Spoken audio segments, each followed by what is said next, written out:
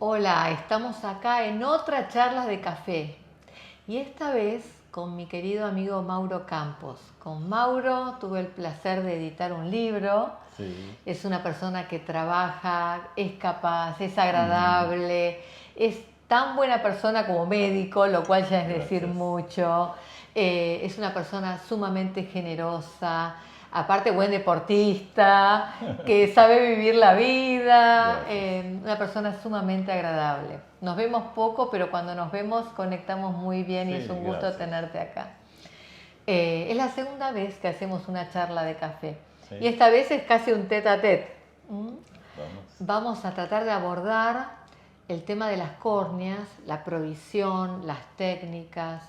En Latinoamérica tenemos diferentes tipos de técnicas, tipos de abordaje y a veces diferimos entre países en cuanto a lo que es la provisión, la regularización, la regulación y la provisión de las córneas. ¿Cómo es hoy tras, si pudiéramos decir tras pandemia? No estoy tan segura de poder utilizar el término Sí, tras pandemia, creo que estamos en las postrimerías, en los sí. últimos pasos de la pandemia. ¿Cómo es hoy en día la provisión de córneas en Brasil? Y primero, gracias Es un gusto. por la invitación. Es un placer. Hace muchos años que yo hice esto y yo creo que es un suceso. Gracias. En Brasil tuvimos un gran problema con la pandemia, como yo creo que en todos los países. En 2019 hicimos 15.000 trasplantes en Brasil. Trasplantes penetrantes, lamelares, el total, En todo Brasil. en todo, 15.000. Eh, con la pandemia, en los primeros meses, casi cero. No hubo ningún trasplante. ¿Por qué? Porque la regulación se cambió, se suspendió por tiempo, por un largo tiempo. Los donantes con parada cardiorrespiratoria es solo donantes que tenían una muerte cerebral. En Brasil, 95% de las familias que donan los órganos, esto es hecho con la parada cardiorrespiratoria. Entonces hubo un gran comprometimiento del número de los tejidos que estaban disponibles. En segundo, hubo una... Entonces, lo que pasó es que normalmente teníamos como 7 o 8 mil personas cola, en la cola En la para lista de en la espera. lista de espera. Con esto hoy tenemos como 15.000, 15, Claro. 16.000. Entonces vamos a hacer la demanda, reprimida, la demanda se Sí, quedó reprimida, contenida. Sí, sí, contenida sí. mucho. Ah, hubo algunas excepciones para casos como trasplantes calientes, Claro. como en el curso de infecciones.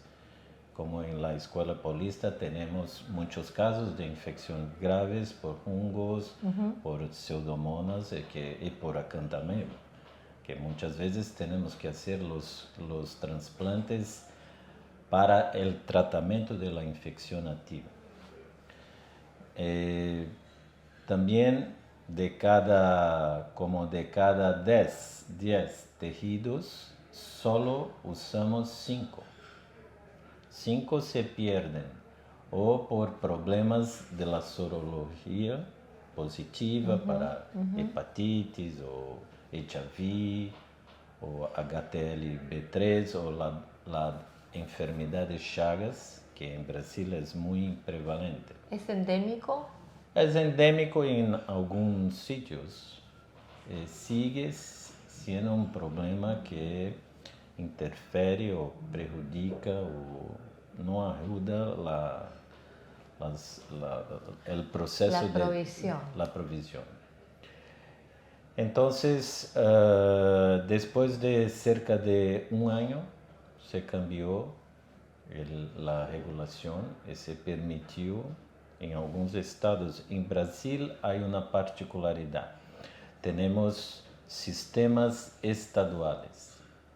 Hay un Consejo Nacional de Transplantes, pero las listas de espera son estaduales. Independientes. Entonces, estado por estado. Hay estados con menos problemas, hay estados que presentan mucho más problemas. São Paulo hay un gran número de donantes, claro, pero hay mucha gente. Perdón, ¿y la prioridad está dada por la patología, por la edad, por la gravedad? Hay situaciones de prioridad como emergencias. Niños, personas que tienen solo un ojo, o hay una perforación inminente. Sí, igual. Pero si se saca estas situaciones es por la fecha de inscripción. Se hace. En 2019 nuestra lista de espera estábamos como un mes. Y ahora 9 meses a un año. Entonces, en promedio. Hasta ahora estamos lidando o enfrentando el problema de la pandemia y las listas que se quedaron mayores, casi el doble. ¿Ustedes tienen obligación, excepto expresa negación, de ser donantes de córnea? Tiene que expresar activamente la permisión. La permisión. La permisión. No expresar la negación. No, la permisión. Entonces, eso complica la provisión. Sí. Tuvimos un cambio en la regulación. Hace como muchos años en São Paulo, el gobierno de São Paulo pagaba como todas las despesas, los costos, sí. Los costos con el entierro, ¿cómo se dice? Con las personas los entierros. Los entierros todos, para como un estímulo. Claro. Entonces, 2010, 2015, tuvimos un gran incremento del número. Sigue con problemas con el reembolso que el gobierno, como el pago que el gobierno hace con los bancos de ojos. El gobierno paga y los enfermos no tienen que pagar nada. El tejido en Brasil es gratuito. No hay ninguna despesa como una pago por la parte de los pacientes. Entonces los bancos de ojos tienen que tener fondos o una receta. Claro. Esto se hace con una tabla de pago que el gobierno hace. Con el incremento de precio de medios de conservación, el costo de personas, hubo un problema y algunos de los bancos de ojos no se mantuvieron a lo largo de la pandemia. ¿Cuántos bancos de ojo hay hoy aproximadamente? Hay como uno por estado y algunos estados tienen más. Como en São Paulo hay más. Tenemos los mayores, como el Banco de Ojos de Sorocaba, claro, que tiene como 500 córneas por mes. Eso es muchísimo. Muchísimo. Pero hoy el Banco de Ojos de Sorocaba hace un servicio para muchos otros bancos de ojos, como una tercerización de la estructura. Es gratuito, pero el gobierno mantiene todo. Un subsidio. Sí. Entiendo. Ahora, este es un problema, porque para mantener los bancos de ojos, tiene que procesar todos los tejidos. Sí, claro. Incluso los tejidos que no parecen muy buenos. Porque es la forma del gobierno hacer el aporte de moneda, es cuando tiene el procesamiento de tejido. Eso es un gasto, un Sí. sobregasto muy grande. Sobregasto, claro. como 25%. Es mucho, Mucho. es mucho. Pero ahora estamos de nuevo previendo como un número como 8.000 trasplantes este año. Va a tener 8.000 este año. Yo creo que vamos a terminar el año con 8.000. ¿Qué cosas pensás que cambió la pandemia en la dinámica de un trasplante? En todo sentido, desde la provisión a la técnica y la tecnología, en todo. Yo creo que hubo como un atraso. No fue ¿Fue un cambio negativo? un cambio negativo, porque no tuvimos nada. No podemos hacer como en Brasil, no hay como yo tener una córnea y usar en dos pacientes, un para DALC, el otro para DMEC. Sí. No hay como. Entonces, ¿No hay forma de optimizarlo de esa no, forma? no, la regulación es uno para uno. O sea que desecho, uso y desecho. Eso. Entonces, como si yo voy a hacer un DMEC, y la córnea tiene como 45 o 50 años, para el DALC, perfecto, claro. pero la regulación no permite el uso en dos pacientes. Incluso para las membranas amnióticas tuvimos lo mismo problema, porque no podíamos hacer la captación, el procesamiento. Entonces, por como 2 o 3 años, nos quedamos sin membranas. Y desde las técnicas, ¿qué notaste desde 2019 ahora que hayas cambiado en tu manera de indicar, en tu manera de hacer, en tus controles? ¿Qué cambiaste vos, Mauro? Para mí, muy poco, porque... ¿Qué porcentaje, perdón, entonces haces de queratoplastias penetrantes, lamelares y dentro de las lamelares, qué técnicas preferís usar?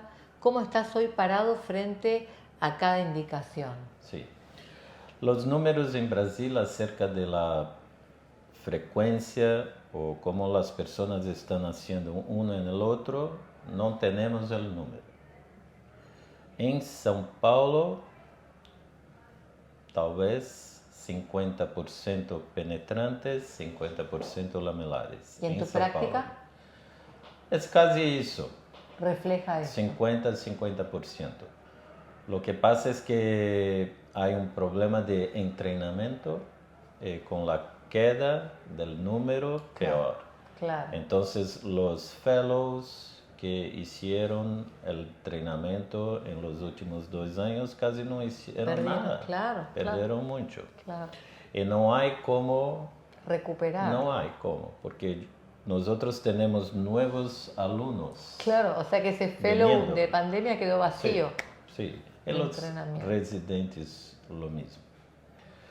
Un otro problema es que creemos que las infecciones se quedaron peores, porque con acceso limitado a la clínica, muchos pacientes quedaron sin tratamiento por un tiempo mayor.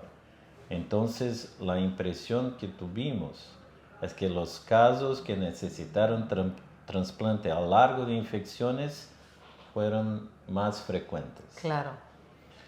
En la Escuela Paulista hacemos casi todos los tipos de trasplantes, todas las técnicas. Un queratoconos que tiene una condición normal en la parte posterior, casi sin rupturas de DCM. Hacemos el DALC. Siempre empezamos el DALC. Entiendo. Empieza en el DALC. Empieza el DALC. si el cirujano tiene experiencia, probablemente logrará un suceso, lo termina. Si no, convierte. Sí, convierte. El DMEC es una de las mejores técnicas que yo aprendí a hacer y que yo tengo visto. Es la gran revolución en trasplantes. Y los pacientes se quedan muy bien. Yo he visto casos tuyos, una maravilla. Son buenos, Sí. son muy buenos. Yo creo que con el entrenamiento ahora, el preparo se quedó más fácil y se perdió un poco del temor de bater en la córnea, de hacer movimientos con el tejido dentro del ojo. También con la posibilidad de trabajar con cámaras anteriores más planas, como más menos estrechas, profundas, más estrechas, que permite una abertura más fácil del trasplante. Y ahora entonces estamos haciendo el DMEC en casos más difíciles, como en pacientes vitrectomizados, con implantes para glaucoma. Sí, es un desafío. Es un desafío, pero quedamos con resultados mejores ahora.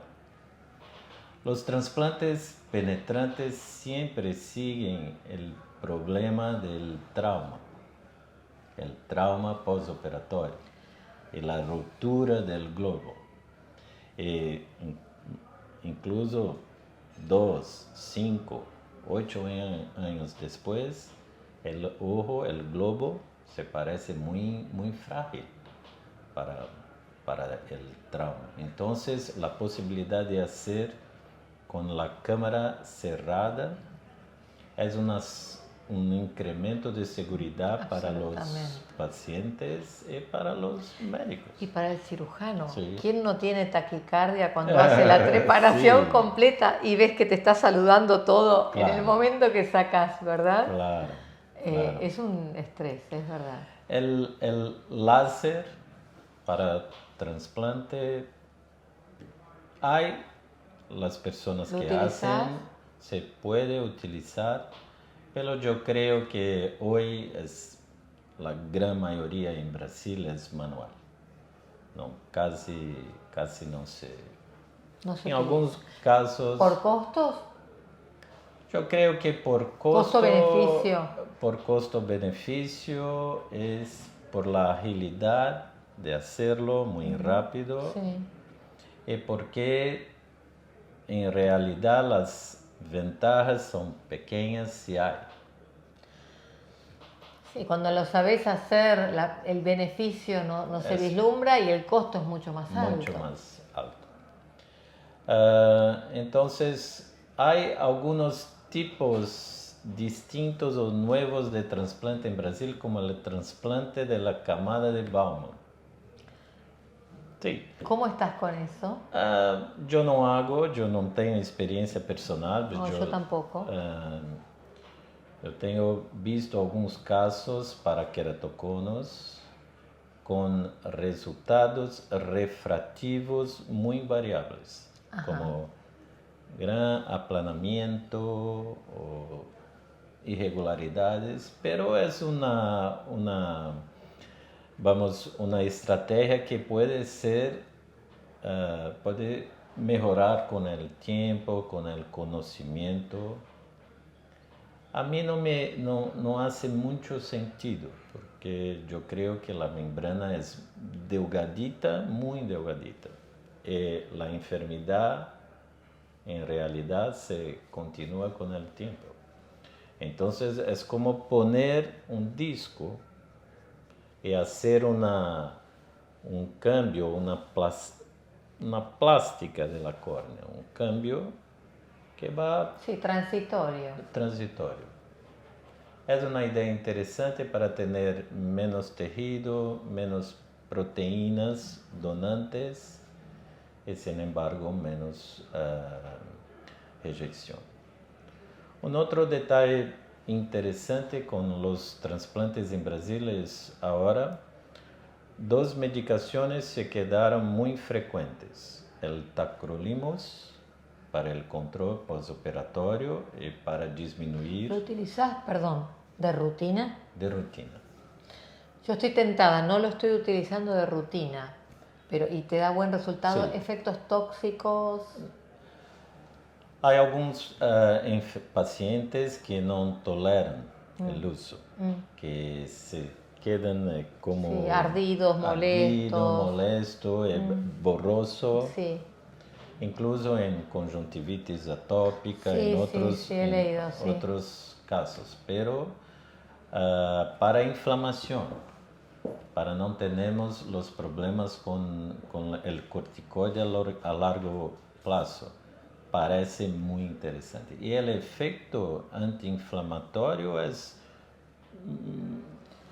clínicamente perceptible, es muy... Pero empezás con un shot de corticoide y después lo transformás en el Sí. tacrolimus, ¿verdad? Sí, como el tacrolimus se empieza segundo o tercero mes después de la ¿Y la cirugía. ciclosporina? Muy poco. ¿La Usamos reemplazaste? Muy poco. Ahora es básicamente tacrolimus. Sí, yo lo he tomado en algunos casos sí y en otros no, por estos efectos de los pacientes, pero tal vez debería, escuchándote, empezar a animarme a regularlo Sí. un poco más de rutina. Sí. ¿Qué conducta, para terminar, me dirías que cambiaste definitivamente desde los últimos 2-3 años a esta parte en términos de indicaciones? De decir, bueno, ok, lo que deliberadamente cambié fue esto, o que lo que realmente estoy cambiando, por ejemplo, ¿no? Yo enfoqué un poco distinto la manera de tratar a mis pacientes en los que tengo que indicar una queratoplastia con una queratopatía herpética. Yo, María José. Sí. ¿Vos? ¿Qué hiciste? ¿Ahora no hace más? No, mi profilaxis es cada vez más agresiva. Ah, sí. Claro. Soy cada vez más agresiva. Antes era un poquito más conservadora, pero ahora, por ejemplo, soy rotundamente agresiva. ¿Vos? Yo creo que para la queratopatía bullosa, casi 100% va a ser DMEC. Incluso en casos con un poco de opacidad en la córnea, incluso con algunos puntos de fibrosis. Ahora hago prácticamente todos los casos DMEC. Hablando de queratopatía bullosa, ¿tenés experiencia? ¿Qué experiencia tenés con los inhibidores de las roquinasas? Esa sonrisa. Esta es una discusión interesante porque no hay mucha clareza en la literatura y las personas que hacen esto, pero hay algunas personas muy respetadas en Brasil que están haciendo el DWEC. Ajá. Y el uso de los inhibidores de la enzima, pero solamente en casos que hacen el DWEC. O sea, combinado. Combina. No clínico. No solamente. Pero hay médicos que para Fuchs los usan, pero el inhibidor va a aumentar la migración de las células.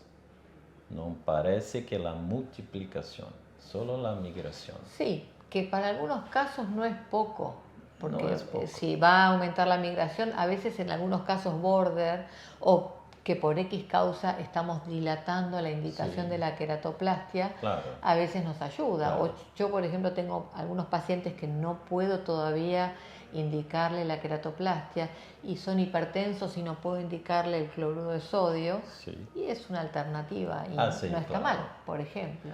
Lo que pasa es que el tiempo de recuperación es muy largo. Sí. Entonces el paciente tiene 20-100, 20-200. Y doctor. Y doctor. Sí, y uno acá. No me gusta mucho. Y hacerlo con FACO tampoco. Y es que es menos, porque el estrés es mayor, el estrés quirúrgico. Sí. ¿Qué le decís a ellos que tanto te admiran ¿qué consejo le das a ellos? Ya me diste uno en su momento muy bueno y quiero que des a esos fellows por los que pasaron, todos te conocen a vos, los fellows, los residentes, pero hay gente que además te conoce desde lo diario y gente que no, te conoce de escucharte en las charlas. ¿Qué mínimo y gran consejo les das a ellos que te están escuchando del otro lado, para su vida general? Así, voy a hablar exclusivamente para los residentes que se quedaron muy tristes con la pandemia y que piensan que perdieron toda la perspectiva, que muchas cosas se vienen con el tiempo. Muchas veces poco puede ser mucho. Entonces, piensan que 2 años se pasaron y ahora tenemos muchos años pela frente, la perspectiva es buena, que todo va a volver a normalidad y que tenemos mucho tiempo para aprender y que el aprendizaje no se termina con el término de entrenamiento formal, que siempre a lo largo de toda la vida tenemos tiempo para desarrollar y aprender. Sí, y toda la vida, y es un ongoing permanente, no Sí, se termina nunca. Nunca. Brindo por eso, excelente Gracias. consejo, por nuestro libro que hicimos junto a Miguel Ezurri y César Carriazo, Cirugía Refractiva de la A a la Z. Un librazo así que de lo que quieras saber, ahí lo tenés. Sí. Con Mauro Campos y bueno, ¿quién les habla? Un Muchas placer gracias. tener.